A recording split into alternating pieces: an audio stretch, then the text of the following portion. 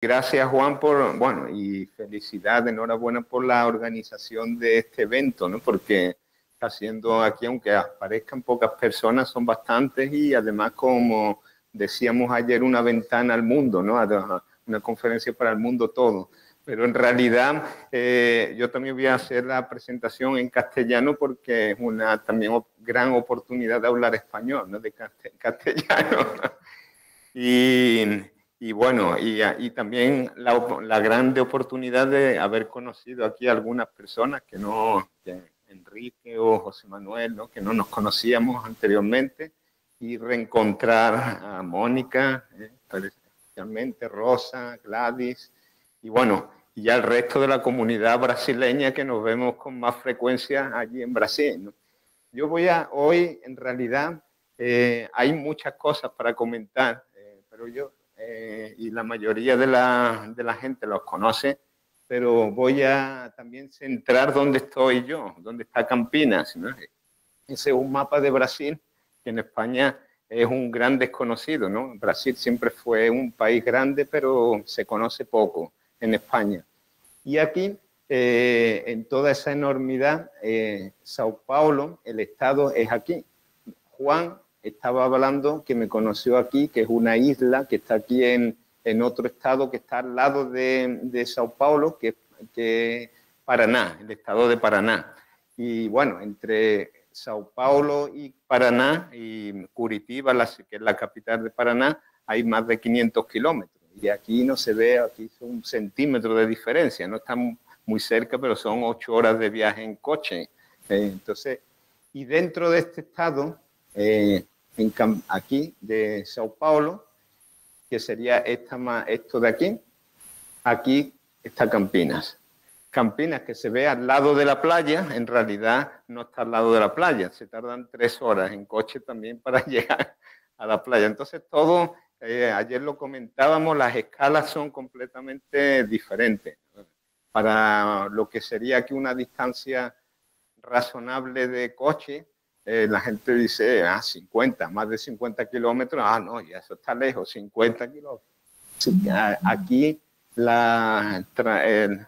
el traslado sería 500, un factor de lo que aquí son 50 kilómetros, en Brasil son 500. Cuando las personas hablan cerca aquí de 50 kilómetros, en Brasil la misma frase sería usada para 500 kilómetros, para que tengáis un poco la idea, ¿no?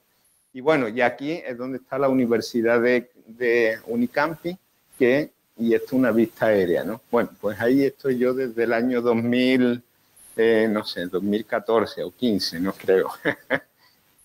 Bueno, también voy a aprovechar para, antes de hablar de los materiales de plata, también para dar una overview rápida de las cosas que estamos interesados en el grupo y de áreas de trabajo.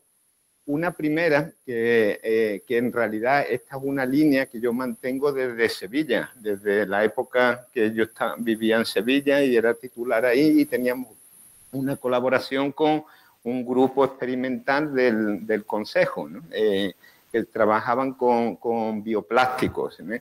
Y bueno, eso continúa hasta los días de hoy. Mi interés por esos materiales es grande también. Y bueno, y aquí en particular la idea es simular materiales que existen en la naturaleza. En este caso, por ejemplo, la piel o las hojas, ¿no?, de las plantas tienen un material que es la cutina, y podemos nosotros también fabricar plásticos orgánicos similares a ese material.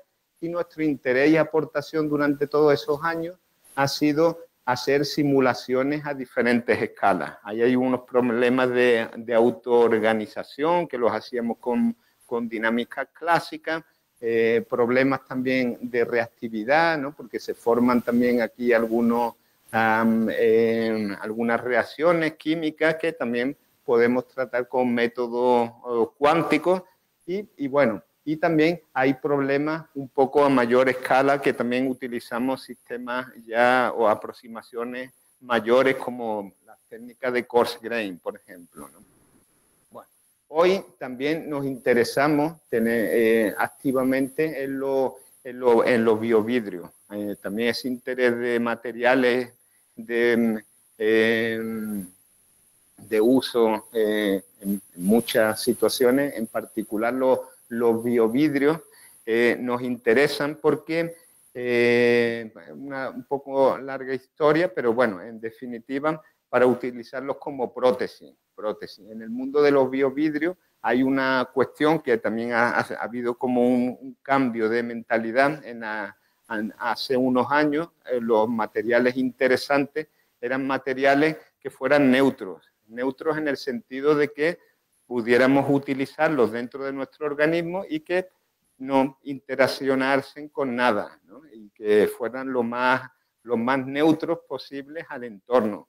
Hoy eso ha cambiado completamente. Hoy la idea es que en casos de prótesis que sean lo contrario, que sean activos, o sea, que sean vidrios que también permitan también algunas actividades, por ejemplo, de activación, de regeneración de material orgánico vivo alrededor, ¿no?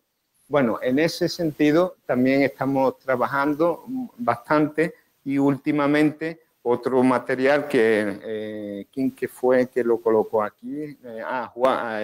Julio, que colocó la tabla periódica y colocó también los aportes en los diferentes elementos químicos que se han ido haciendo en los diferentes países. El niobio, como sabéis, y él colocó, está relacionado mucho con Brasil porque es uno de los principales lugares de extracción, ¿no? Bueno, pues también he estado trabajando con niobio en los biovidrios y se ha demostrado que nuestros colaboradores experimentales que realmente el niobio tiene un papel muy interesante en este tipo de matrices, ¿no? Y bueno, eso es algo que estamos también haciendo. También dedicado un poco a Mónica, ¿no? Como tenemos intereses comunes, uno de esos intereses es la catálisis heterogénea, ¿eh? Entonces hoy no voy a hablar de eso, pero dentro del mundo de la catálisis heterogénea también nos interesan mucho los clústeres, los clústeres metálicos y en particular también los bimetálicos que normalmente se utilizan para economizar, ¿no? Porque los clústeres más activos, los metales más activos son normalmente metales preciosos. Entonces la idea es reducir el uso de metales preciosos y una alternativa es utilizar clústeres bimetálicos donde colocamos un metal más barato junto con el precioso y analizamos la actividad. Y ese es el caso, por ejemplo, aquí de un caso que he puesto de platina con níquel.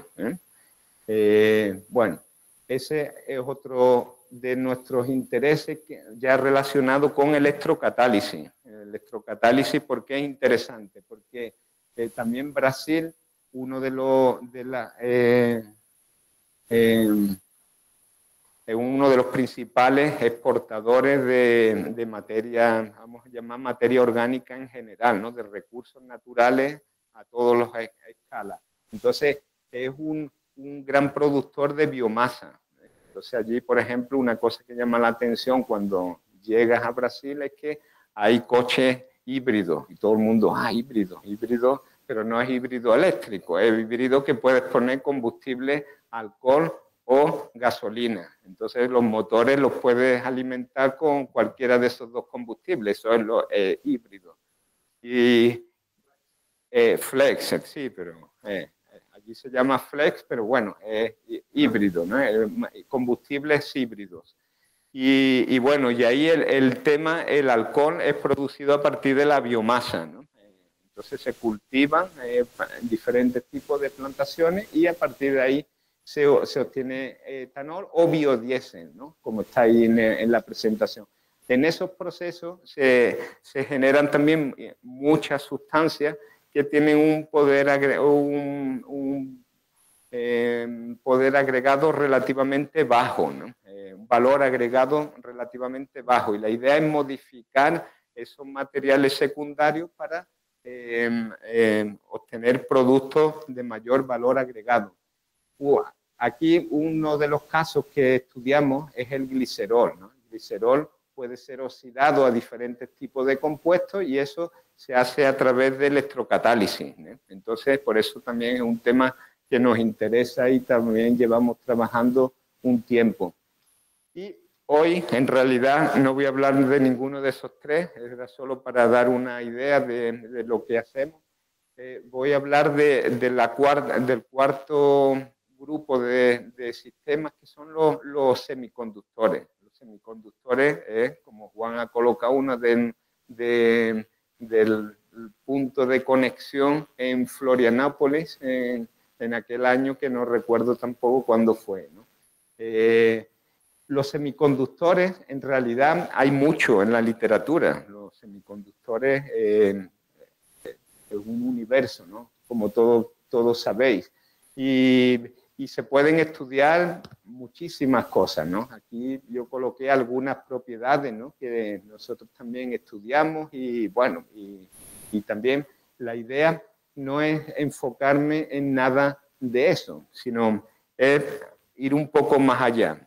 Las propiedades, normalmente, eso que he colocado ahí, están relacionadas en general en la literatura con el bulk, con la estructura del bulk, que es el seno del cristal. El seno, digamos que él visto tridimensionalmente, pues, el interior del cristal. Y eso es lo que nosotros con métodos cuánticos, como Enrique ha colocado muy bien ahí, se pueden hacer cálculos bien, sin problemas, existen procedimientos, varios códigos disponibles y hay mucho en la literatura. Nosotros nos interesamos por algunos semiconductores, hoy voy a hablar solo de semiconductores que contienen plata, y después explicaré por qué. Aquí coloco varios de ellos y aquí pues cada uno con diferentes estructuras que repetidas podemos calcular y extraer todas esas propiedades que he comentado y eso tiene su complejidad pero es accesible. Pero en realidad la pregunta es, ¿realmente las propiedades de esos materiales están relacionadas con las propiedades del bulk de esos materiales? Y la respuesta es que no. Algunas sí, pero la mayoría de las propiedades interesantes están más relacionadas con la superficie. Y ahí pasamos a otro nivel de complejidad diferente, ¿no? ¿Por qué? Porque ahí en la superficie, cuando, por ejemplo, escogiendo un material cualquiera, en este caso el tungstato de plata, y no voy a colocar ni siquiera, en este caso es una única fase, después hablaré un poco más también de otra fase que presenta este material. Entonces, para una única fase, para un único tipo de estructura de ese material, nos encontramos con que ese material puede presentar diferentes superficies, diferentes como todas las que están aquí, y otras. Estas son las de menor índice y las que tienen una mayor estabilidad en general y son las que aparecen mucho experimentalmente, pero bueno, en fin, no son las únicas. Y cada una de ellas, ¿qué es lo interesante en este caso? En cada una de ellas existen situaciones atómicas diferentes.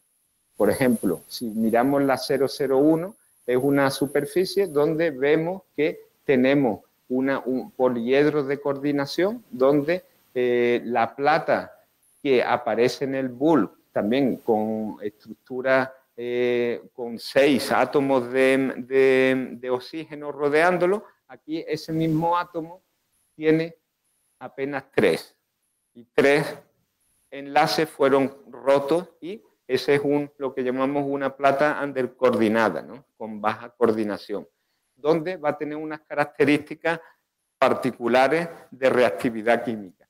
Y eso lo podemos ir extendiendo a diferentes átomos en esa superficie y también podemos ir extendiéndolo a otros átomos en otra superficie. Entonces, la pluralidad de situaciones posibles en un material que presenta diferentes superficies es gigantesco. Entonces, yo en esta presentación no voy a hablar de soluciones, en realidad voy a presentar más problemas que soluciones. Nosotros hemos hecho cálculos, hemos entendido algunas cosas, pero hay mucho que tenemos todavía que conocer. Amanda el primer día hizo una excelente presentación aquí de algo que en el grupo con Juan ya muchos años se viene haciendo, que es el cálculo de las morfologías. El cálculo de las morfologías en realidad es a partir de un material, nosotros por un teorema bastante antiguo ya, del teorema de Wulffner, de inicios del siglo XX, con ese teorema nosotros podemos teóricamente calcular la superficie más estable para un material y a la vez encontrar las morfologías más favorables. Eso es trivial, eso en realidad se puede hacer y se hace, y nosotros para un material podemos conocer las diferentes morfologías que presenta. La ideal sería la de menor energía. Si nosotros modificamos la estabilidad relativa de las diferentes posibilidades de superficie, vamos generando otras morfologías, otras estructuras de nanopartículas. Y eso es lo que se ha hecho mucho. Por ejemplo, aquí coloco un artículo específico donde tenemos el cromato también de plata, que idealmente presentaría esta estructura, pero que modificando de manera relativa, favoreciendo o desfavoreciendo alguna superficie, encontramos que existen otras posibilidades. Y esas otras posibilidades pueden ser contrastadas con observaciones de microscopía experimental. Entonces, ¿esto qué nos apunta? Esto nos apunta que experimentalmente nosotros estamos, cuando sintetizamos un material, como Gladys presentó hoy, también con láser, que es algo que también estamos interesados y hablaremos, creamos condiciones de síntesis donde algunas superficies se favorecen, otras se desfavorecen y generamos estructuras diferentes. Nosotros, teóricamente, podemos ver cuáles son las superficies expuestas en esa estructura por comparación con las morfologías teóricas. Eso ya es un paso muy, muy interesante porque nos permite una conexión directa entre lo que sabemos teóricamente, la superficie de un material, y cuáles de manera específica son presentadas experimentalmente.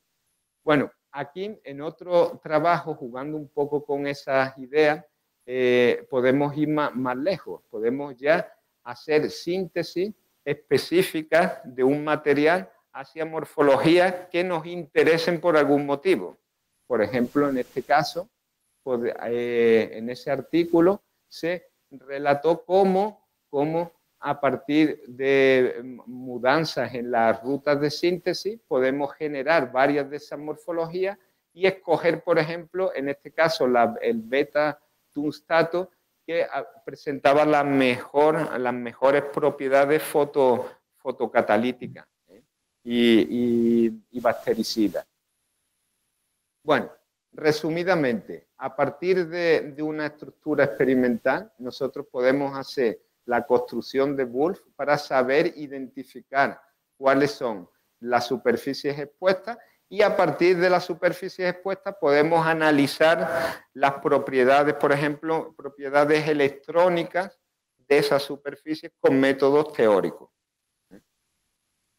Podemos ir en dirección contraria, podemos pensar, si sabemos cuál es la superficie que presenta una actividad mayor, mejor para algo, podemos diseñar, aparte del cálculo, una ruta de síntesis que nos lleve a esas morfologías que necesitamos. Bueno,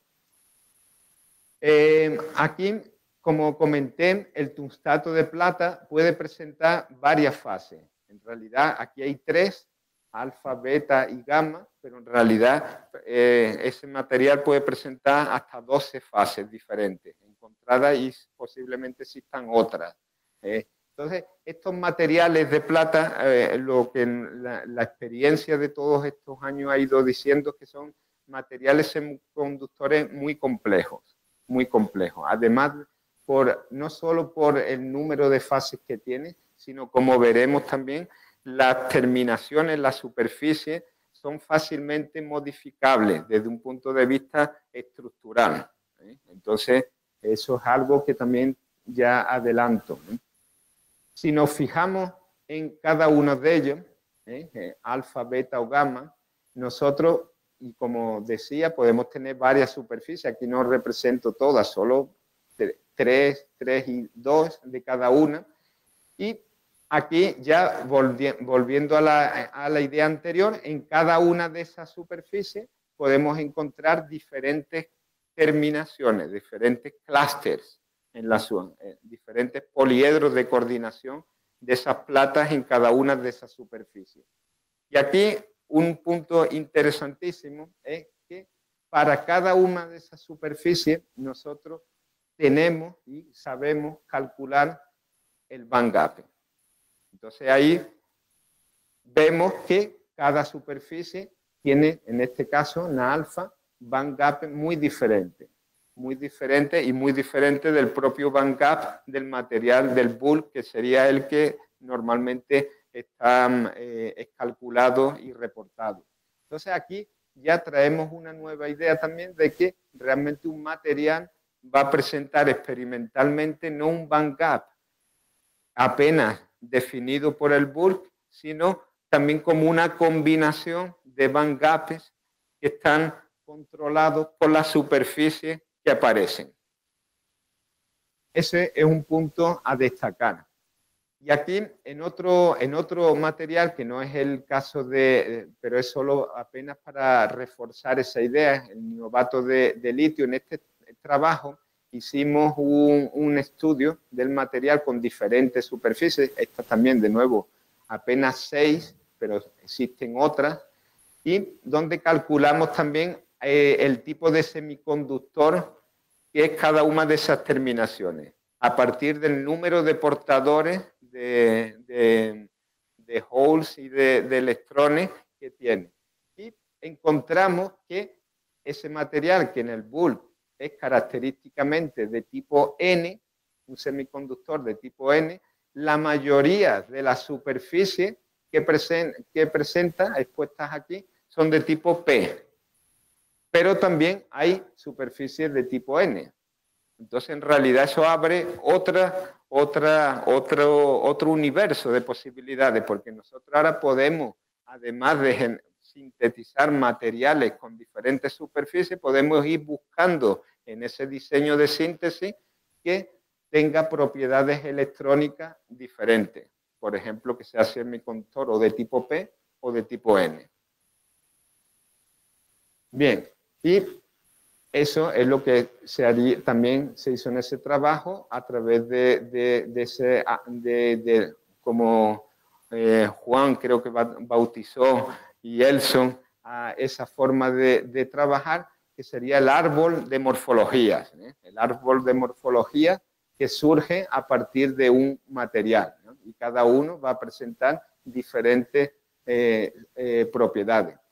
Bueno, ahora, aprovechando también una pregunta que ayer hizo José Manuel, que ya lo tenía preparado para hablar de eso, es sobre cómo los efectos térmicos pueden modificar las propiedades superficiales. Eso es algo que nos preocupaba desde mucho tiempo atrás, y aquí solo poniendo un ejemplo específico de una superficie específica, la 110 de este material, donde tenemos los clústeres que están en la superficie, hicimos algún tipo de simulaciones con dinámica molecular cuántica, con efectos térmicos, donde exploramos el grado de distorsión de los poliedros expuestos, y encontramos algo interesante.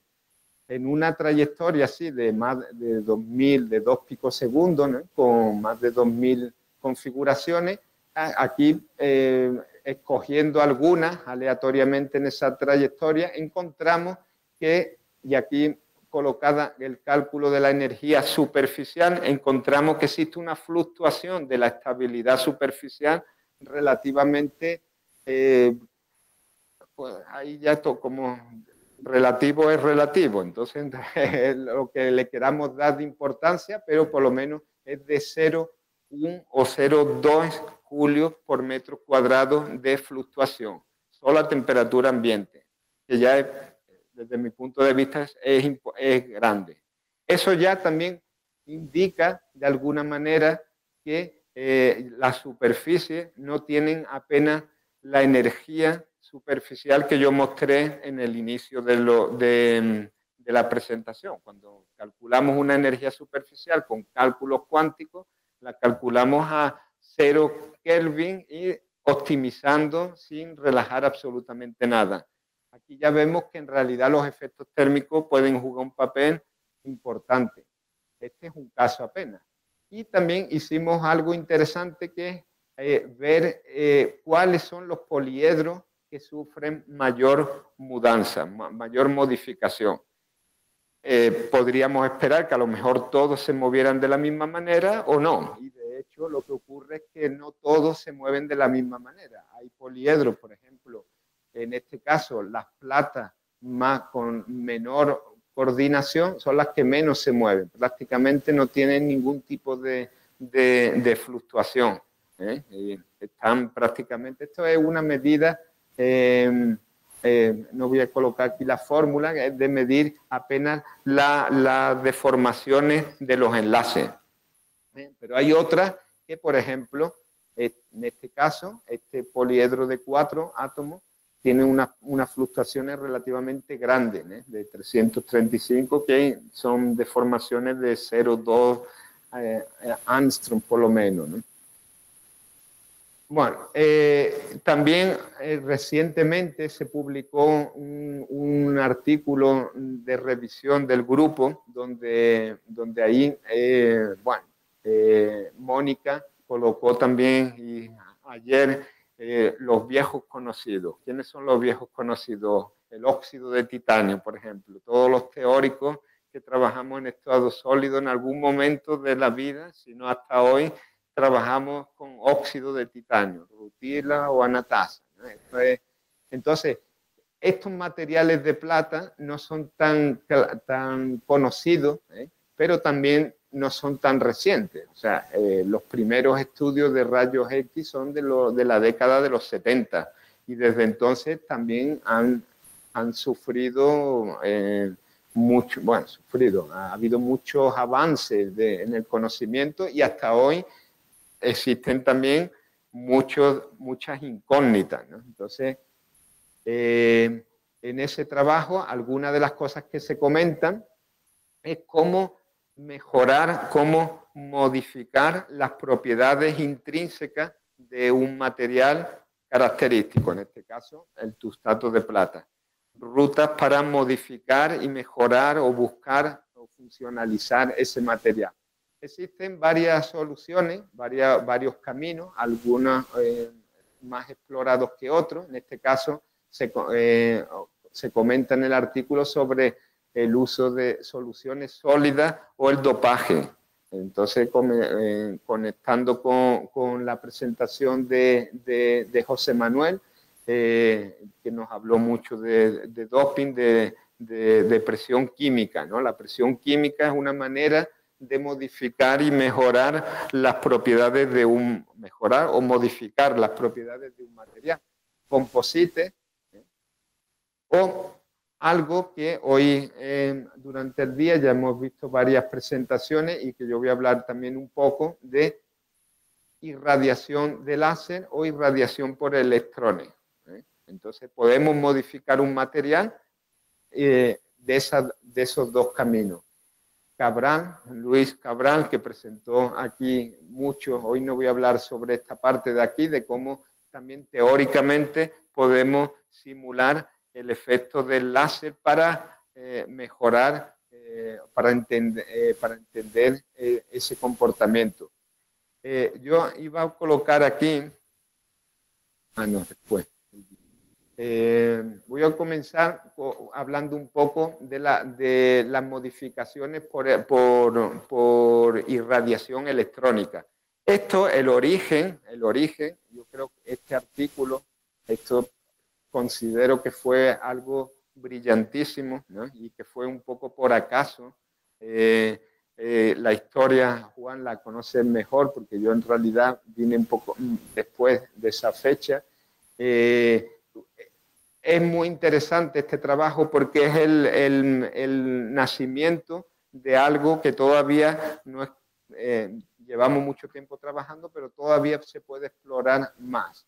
Que es lo siguiente, analizando ese tungstato de plata y haciendo micrografía, estudiándolo a través de STM, observaron Elson, Longo, Juan, que comenzaban a crecer unas estructuras en el material en tiempo real. Entonces aquí puse un vídeo antiguo ya, ¿no? Pero bueno, como lo importante para quien nunca lo vio.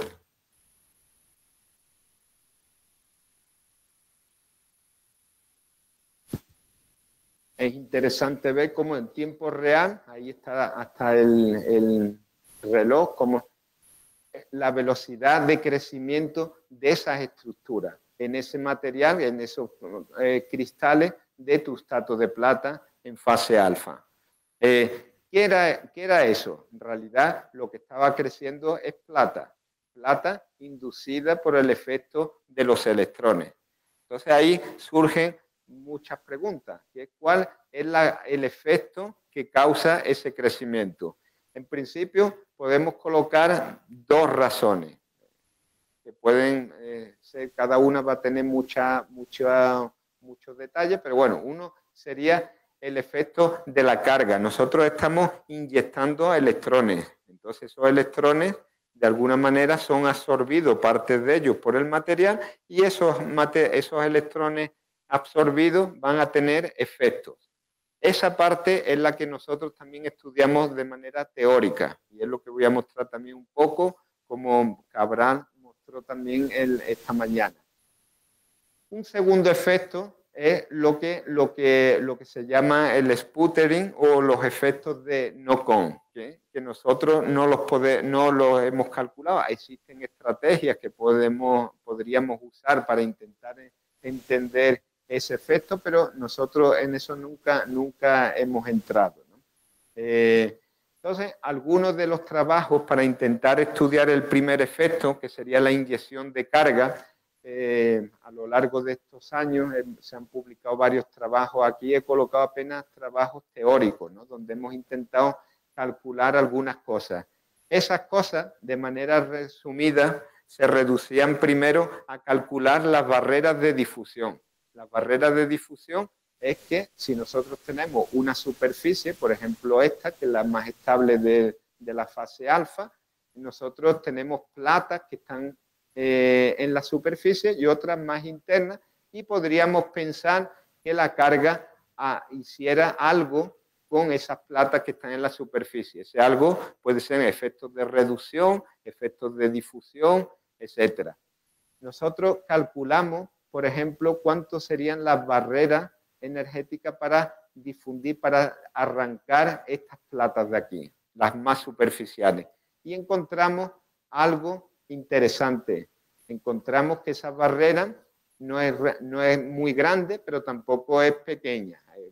0,1 electron volt es una barrera relativamente razonable, que sería apenas para llevar esa plata de aquí a una situación un poco más expuesta, y eso ya tiene una barrera de 0,1.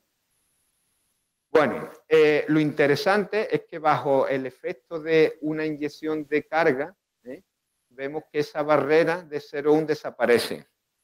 Entonces, ahí ya de una manera muy clara vemos que cambia completamente el escenario de posibilidades de difusión de los átomos de ese sistema. Y algo aún más interesante desde mi punto de vista, que es lo siguiente: si nosotros analizamos digamos, la organización de los átomos vecinos al átomo que difunde, encontramos algo interesante, y es que justamente el átomo que difunde los átomos de alrededor, como de alguna manera esperaríamos, pero no de una manera tan clara, sufre un proceso de desorden bastante grande. Entonces vemos que el proceso de difusión no es solo apenas un desplazamiento, sino también es un inicio de amorfización de la región, que es algo muy interesante y analizaremos posteriormente. Aquí, ya en otro material, el beta-molibdato, también podemos tener diferentes superficies.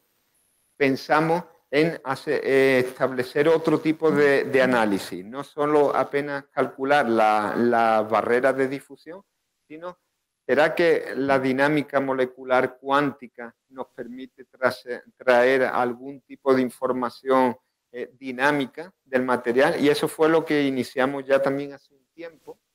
Y aquí, por ejemplo, vemos cómo a partir de dinámicas cuánticas, que son extremadamente costosas, las trayectorias que podemos hacer normalmente cuando escuchamos hablar de dinámica molecular, la mayoría de las veces, como hay mucha gente aquí escuchando que son experimentalistas, hay una diferencia muy grande entre lo que sería una dinámica molecular clásica y una dinámica molecular cuántica. Esta segunda implica el cálculo también de la estructura electrónica a cada paso en una trayectoria. Eso es extremadamente caro, computacionalmente hablando. Entonces, los sistemas que trabajamos, que analizamos, tienen que ser sistemas abordables desde un punto de vista computacional. Entonces, los modelos pueden parecer hasta relativamente pequeños, pero son bastante grandes.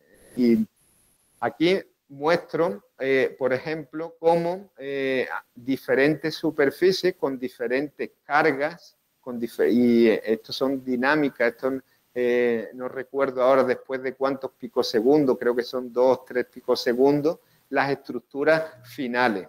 Entonces vemos que a mayor carga, vemos una desorganización relativamente grande de la superficie. ¿Esto qué nos dice? Esto nos dice que ya incluso a cargas pequeñas, las deformaciones que nosotros observamos son grandes. Y algo muy interesante es que comenzamos a observar ya una tendencia, a medida que aumentamos la carga, de las platas, además de difundirse, juntarse y formar clústeres.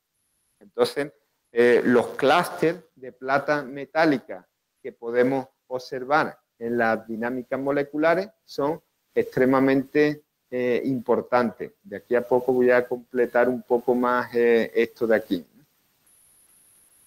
Un paso genial también y muy importante desde un punto de vista experimental que hicieron el profesor Elson, ¿no?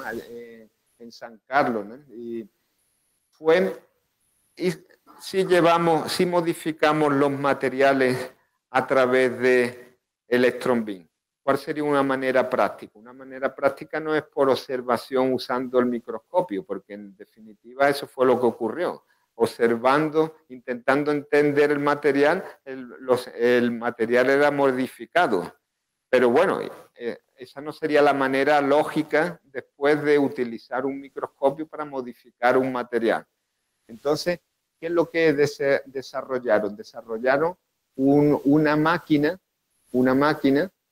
más simple que de una manera controlada irradiase electrones con un campo, con una intensidad de campo controlada, etcétera, para modificar los materiales. Y eso es lo que se hizo, por ejemplo, con otro semiconductor, el fosfato de plata.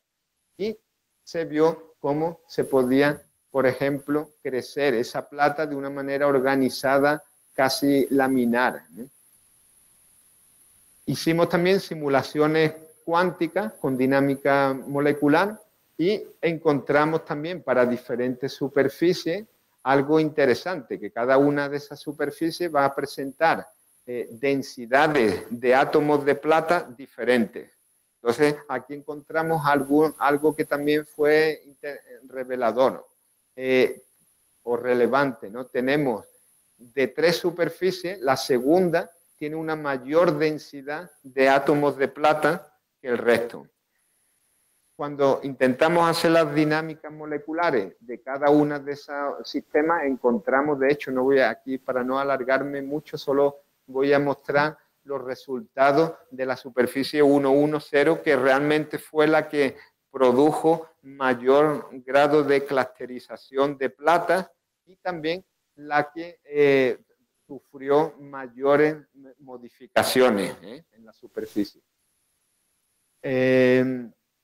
Ayer también Julio también mostró algunas cosas de cómo podemos, por ejemplo, calcular, podemos medir a través de un análisis topológico de la densidad de carga el tipo de enlace químico que existe. Y eso es lo que hicimos también con los clústeres que fuimos observando en las dinámicas moleculares.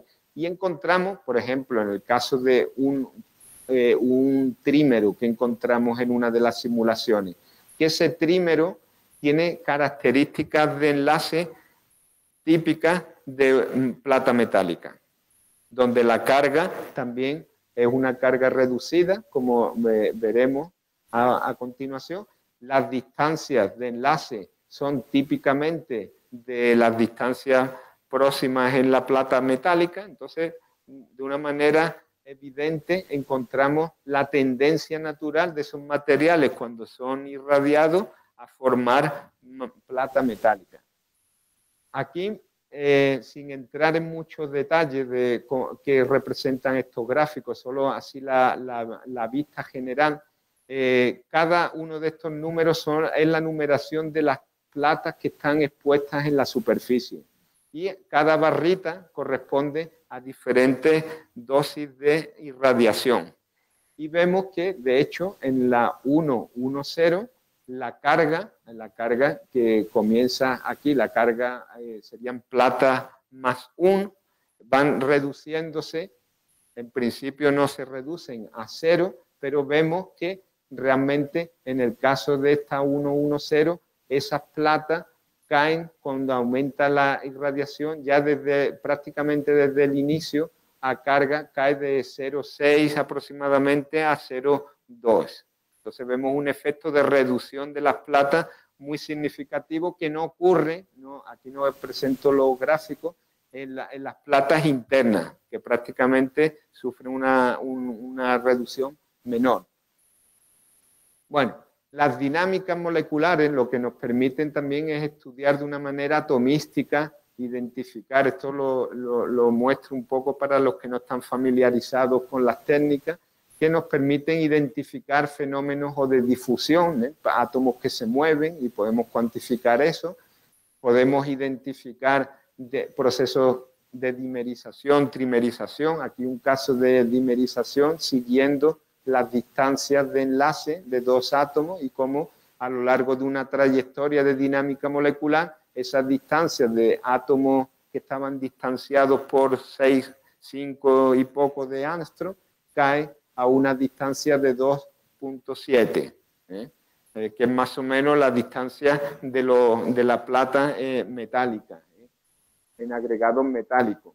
Y, como decía, a partir del análisis de la densidad de carga, podemos identificar puntos críticos y realmente verificar que tenemos un entorno químico de densidad de carga típico de un metal. Comparado con plata metálica, los puntos críticos son semejantes, ¿no? Y algo interesante que también observamos aquí. Si la plata sale en un material, algo que los experimentales comentaban siempre, es que el material no se deforma. O sea, vimos en el vídeo que la plata crece, pero el material no se desintegra. Él mantiene cierta estructura original. Y entonces pensamos, bueno, si sale la plata, ¿qué ocurre con el resto? Debe existir una red que mantenga toda la estructura Y la pregunta es, ¿será que perdemos también parte de los oxígenos? Y eso experimentalmente no hay manera de saberlo. Pero nosotros aquí en las simulaciones, de nuevo, pudimos tener evidencias en algunas trayectorias de formación de moléculas de oxígeno. Sabemos cómo, además de perder plata por formación de estructuras, de clúster, también vemos eventualmente formación de moléculas de oxígeno. Bueno, eso lo publicamos también. Y bueno, ya con relación a la funcionalización de estos materiales, se han publicado en esto todo, en la mayoría artículos experimentales, ¿no? De aplicaciones de estos materiales. Aquí coloqué algunos medio aleatorios, pero son muchos los artículos que se han publicado en el grupo. Aquí como sensor de gas, por el hecho de haber crecido esa plata, también ganamos en sensibilidad para utilizarlo como un sensor de gas o como antifungicida o anticancerígeno, este material. Y de aquí es donde vamos ahora a la siguiente parte de la charla, que es centrarnos en esto de aquí, en lo que sería la función antibactericida. Estos materiales también permiten matar bacterias. O sea, cuando crece la plata, ya los semiconductores de plata, veremos que ellos tienen una actividad bactericida por algo que hablaré, pero cuando los irradiamos con electrones, esa actividad mejora, creo que 3 veces, ¿no? Y con láser, cuando los tratamos con láser, mejora 33 veces. O sea, vamos pasando de una escala de mejora de una propiedad importantísima, que es la actividad antibactericida.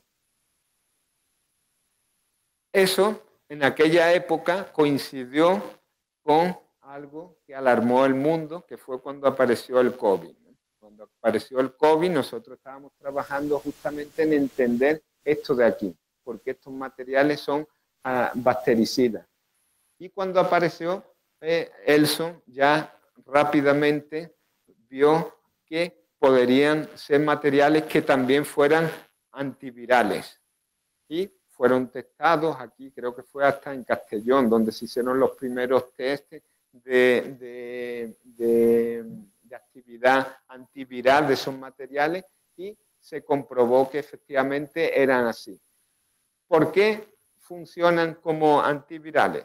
Algo o antibactericida, por algo que es conocido también, que es y que Felipe comentó con mucho detalle esta mañana, que es por la formación de ROS, de especies de oxígeno reactiva. Esas especies pueden ser generadas en semiconductores con plata y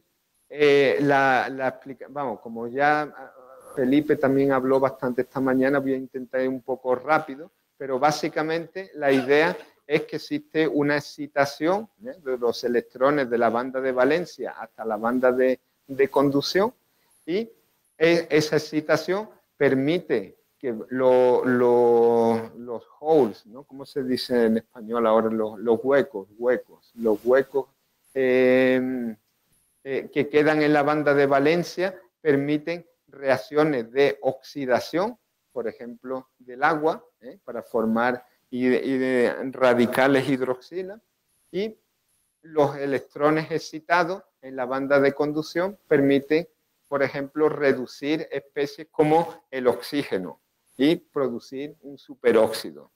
Entonces, este es el inicio de toda esa actividad antibactericida o antiviral de esos materiales. Y eso es lo que nosotros llevamos, y Felipe ha colocado esta mañana aquí bien, trabajando un tiempo. Una de las cosas que hemos hecho en el grupo es estudiar todos esos materiales de plata y entender esa actividad, esa potencialidad de oxidar o reducir a partir de cálculos de bulk. Entonces vuelvo al inicio del de la charla, si las propiedades de bulk son las que dominan un material o no. Y bueno, este es un estudio donde examinamos eso y vimos que algunos de esos materiales son buenos para oxidar o no, dependiendo de la posición de la banda de conducción o de valencia de esos materiales, y otros, pero en realidad sabemos que eso es solo una pista para algo que hay que analizar con más detalle, y es lo que Felipe ha contado esta mañana, y que básicamente, por ejemplo, en el caso del fosfato de plata, volviendo también al inicio de la presentación, cuando nosotros estudiamos ese material, podemos identificar la morfología que hay, de ahí podemos deducir, encontrar cuáles son las superficies expuestas, y encontramos que en este caso, este material que presentó muy buena actividad bactericida, presentaba preferencialmente la 110. Y por eso que nosotros, uno de los motivos fue analizar eso en la 110. Y esto es lo que presentó Felipe esta mañana. Entonces, que resumidamente, ¿qué es lo que ocurre? El oxígeno, y esta es una propuesta de mecanismo que entendemos. Efectivamente, aquí tenemos una limitación, que es cuál es el papel de la radiación, de la luz. El sistema nosotros lo simulamos sin radiación. Nosotros ese estímulo de radiación es algo que tendremos que incorporar en algún momento. Sabemos que estudiar sistemas excitados desde el punto de vista del DFT en sistemas como estos, donde lo que tenemos es un material con un modelo de una terminación de una superficie específica, donde tampoco consideramos algo que Mónica habló mucho también ayer, defectos. Todas estas superficies, yo no he hablado aún de defectos, los defectos son los defectos naturales de cortar la superficie, pero ahí podríamos tener otras vacancias de oxígeno, podríamos tener hidrógeno absorbido aquí, disociado, como Mónica presentó, y que podría tener también un papel importantísimo. Y eso nosotros no lo consideramos. El efecto de la radiación tampoco está incluido en las simulaciones. Entonces, aquí lo que podemos tener, la evidencia que nosotros traemos con estas simulaciones es lo siguiente. Analizando la absorción de oxígeno molecular, vemos que existe de manera natural una transferencia de carga, donde tenemos bastante evidencia de que esto es muy parecido con lo que sería la especie de superóxido absorbido a ese material. Si nosotros nos fijamos apenas en la absorción de agua, vemos que existe una rotura de ese enlace, y eso además se puede ver, Felipe no lo ha puesto, por eso lo pongo yo aquí ahora, una simulación que él hizo de cómo con dinámica molecular cuántica, la molécula de agua se rompe a temperatura ambiente y sin absorber oxígeno. Bueno, la cuestión aquí es la siguiente. La cuestión, eso también él mostró la barrera que tiene para producirse esa rotura, pero lo importante aquí que hemos encontrado es que cuando existe una coabsorción de las dos moléculas simultáneamente, hay un efecto de cooperación, un efecto cooperativo, donde el oxígeno, la absorción de oxígeno, facilita aún más la rotura de la molécula de agua. La barrera aún disminuye más. Y existe, como se mostró también de mañana, una transferencia de carga de la superficie a la molécula de oxígeno y otra de la molécula de agua a la superficie. En definitiva, el semiconductor es como un catalizador del proceso, donde va a permitir transferencia de carga de una especie a ese catalizador, y ese catalizador va a facilitar la transferencia al otro. Posiblemente eso en presencia de radiación electromagnética se haya mejorado aún, ¿no? Y por eso la necesidad experimentalmente se ve que la fotocatálisis necesita de esa fuente, ¿no? Pero bueno, este sería un resumen de ese efecto cooperativo de la transferencia electrónica envolvida y implicada en ese proceso, y eso, como comenté, es acelerado ese proceso de formación de ROS, o mejorado con láser o con irradiación electrónica. Entonces, los cálculos que nosotros ahora también estamos haciendo es estudiar también ese mismo proceso cooperativo de activación para formar ROS de sistemas irradiados electrónicamente. Ya para finalizar también esto ya será, ¿cómo estoy de tiempo, Rosa? Nada, entonces no voy a hablar de esto, es simplemente un abordaje que también se hace en la literatura, que nosotros también estamos trabajando tiempo, es la formación de heteroestructuras. Las heteroestructuras posibilitan de una manera mejor aún ese proceso por ejemplo, de formación de ROS.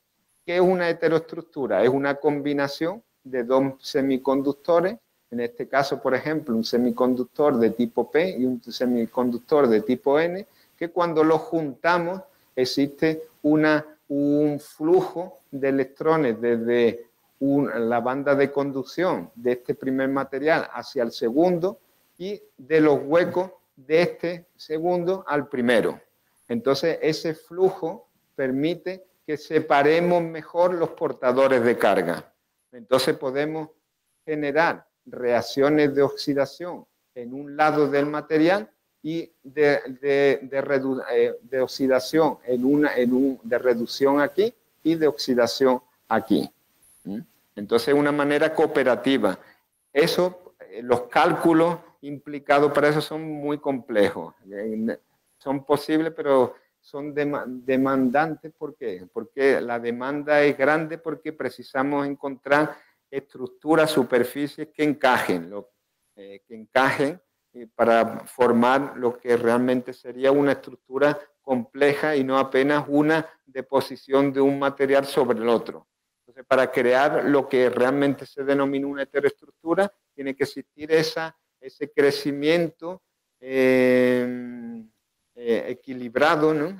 O coherente entre las dos superficies. Para eso hay que explorar las superficies de los dos materiales, etc.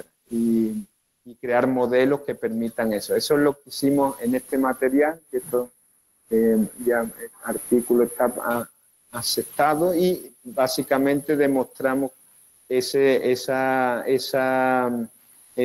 acoplamiento de las bandas en el caso de la heteroestructura. Bueno, entonces, solo finalizar aquí, claro, todo esto es trabajo de mucha gente durante mucho tiempo, y aquí coloqué esta fue una foto relativamente reciente, tan reciente como que fue justo antes de que Felipe viniera de Brasil aquí a Castellón, y Juan estaba visitándonos allí durante un tiempo en Campinas.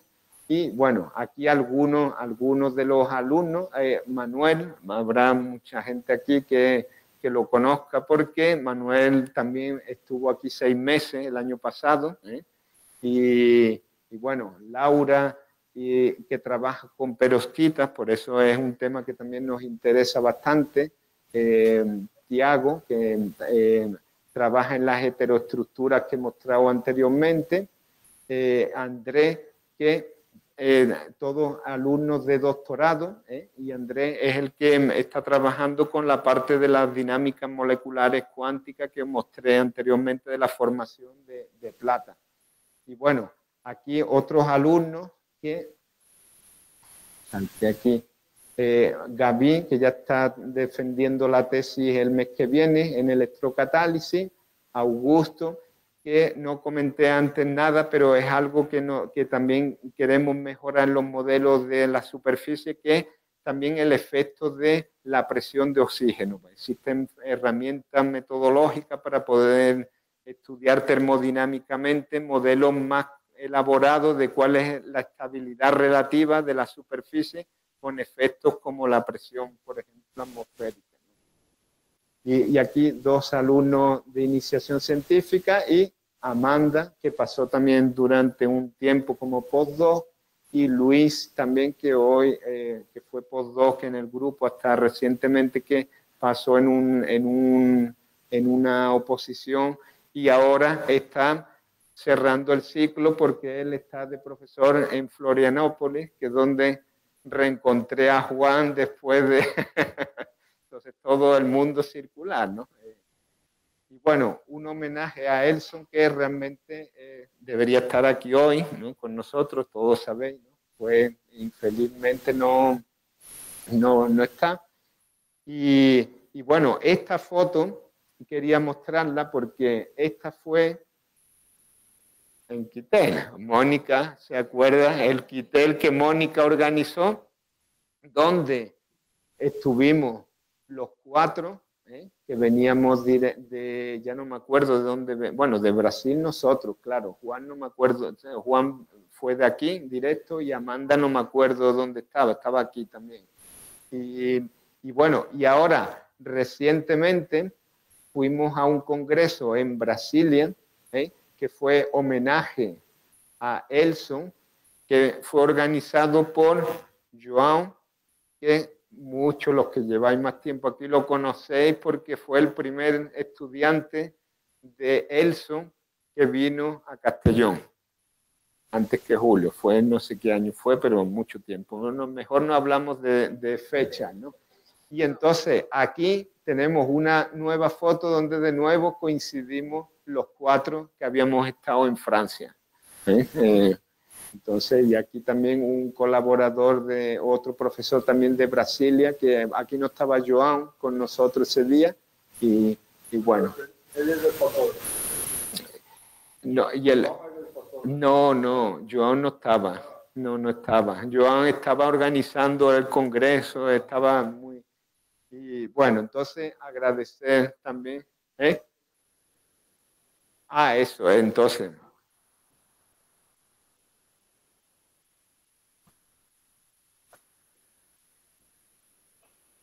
De nuestro,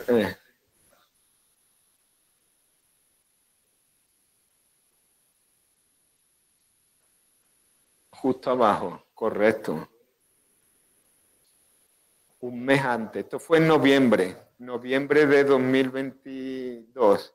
Y bueno, y colocando eso, iba a hablar un poco de la catedral. Aquí en España, que estamos acostumbrados a catedrales góticas, todo tipo pero todas con un estilo majestuoso, y es difícil, pero la experiencia de todos los europeos, de haber visitado muchas catedrales, etcétera, ya uno hasta no se asombra de catedrales, porque ya ha visto tantas que ve otra y dice, mira, bonita, está, pero ya parece que está en el día a día, ¿no?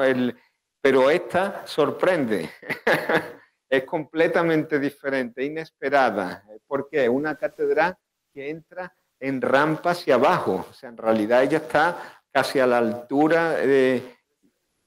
Y esto es el techo, esta es la cúpula que está a la altura de las personas en la calle. Entonces tú en realidad vas, pero no tienes la sensación, no tienes escalera, no bajas por una rampa progresiva que tú sin darte cuenta, o sea, llega a una altura por debajo, una profundidad de la tierra relativamente grande, y es muy grande la cúpula, y la cúpula está a la altura del suelo, ¿no? Y las luces espectaculares. Bueno, en fin, pero hoy es un congreso de química, no vamos a hablar. Muchas gracias a todos por la atención, y ¿queréis preguntar? Muchas gracias por esta charla tan interesante, estos materiales tan sorprendentes, ¿no? Y que tantas cosas nos van a deparar en el futuro también. ¿Alguna pregunta? Aquí.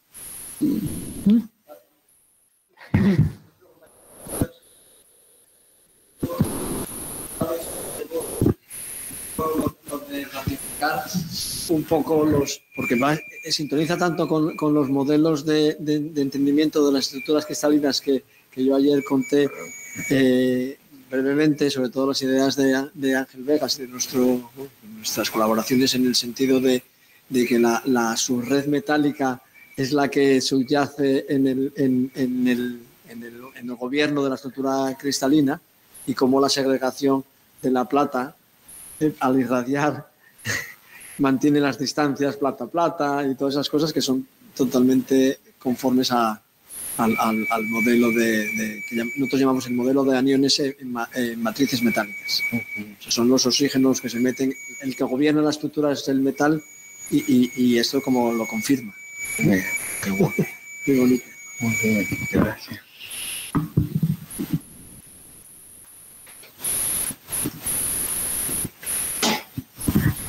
Realmente interesante, Miguel, gracias. Dos preguntas un poco como neófito en el campo también. Lo primero que has mencionado sobre este modelo de construcción de Wolf, ¿tiene algo detrás de cálculo teórico o es simplemente una cuestión topológica? O sea, ¿cuál es el fundamento de predicción de las distintas...? No lo conozco. O sea. Sí, en realidad es algo bien simple, ¿no? En el sentido de que nosotros a partir de un modelo de superficie podemos calcular la energía de superficie.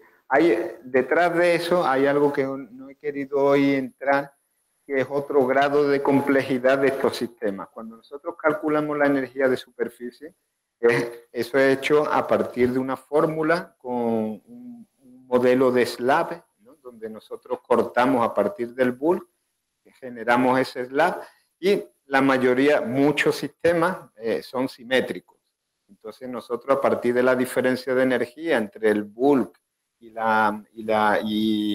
el slab, y dividiendo por 2, porque tenemos 2 veces el área, podemos calcular la energía de superficie a nivel de DFT. Con esa energía de superficie, nosotros podemos aquí, por ejemplo, establecer cuál es la energía de cada una de las superficies de menor índice. Y podemos también, a partir de ese modelo de Wolf, encontrar la morfología que minimiza para un volumen cuáles son las superficies que deben ser expuestas, usando la energía superficial de la manera que he comentado. A partir de ahí, todo lo demás es cómo pasamos de aquí a aquí. En realidad es modificando esos valores de energía de manera arbitraria. Por ejemplo, pensando, bueno, vamos a pensar que la superficie esta naranja o rosa se ha favorecido y ha caído su valor con relación a la verde. Y le modificamos manualmente eso. Pensando, por ejemplo, en el efecto de un surfactante que estabilice esa superficie con relación a la otra. Y ahí podemos jugar cambiando las energías de superficie de cada una de las superficies, encontrar diferentes morfologías y explorar de manera manual. En realidad estamos haciendo una exploración manual de cuáles serían las morfologías posibles, jugando apenas con eso. Entonces, en base a unas energías de superficie calculadas con DFT. Y las combino. Una segunda pregunta. En todo lo que se ha hablado de la dinámica molecular cuántica, ¿ahí estáis utilizando un modelo periódico o un modelo de clúster?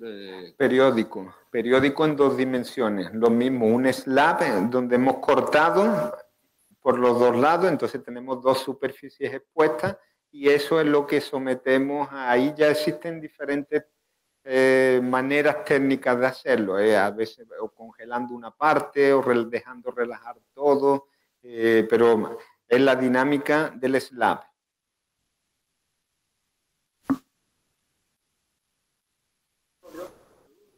Ahí VASP, todo VASP.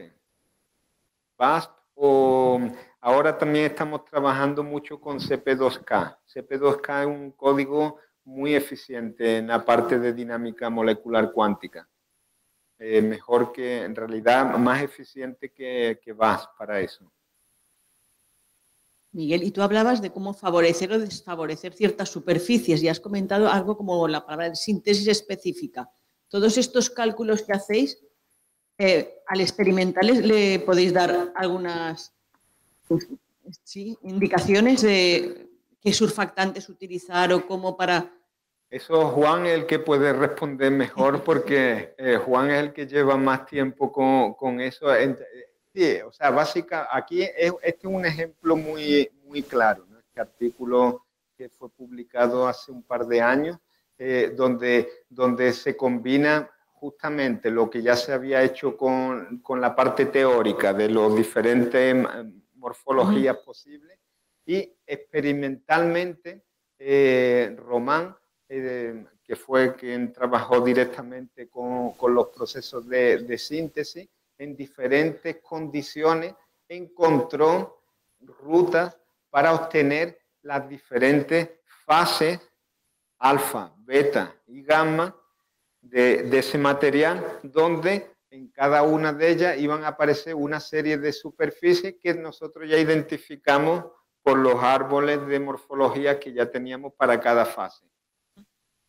Entonces es un camino muy interesante porque, claro, los experimentales conocen la morfología por las formas, ¿no? Sí. Por bastoncitos, ya sabemos los bastoncitos, los cubitos. Entonces, ¿cómo hemos conseguido mejorar y ahora solo tenemos cubitos, ya no hay bastoncitos?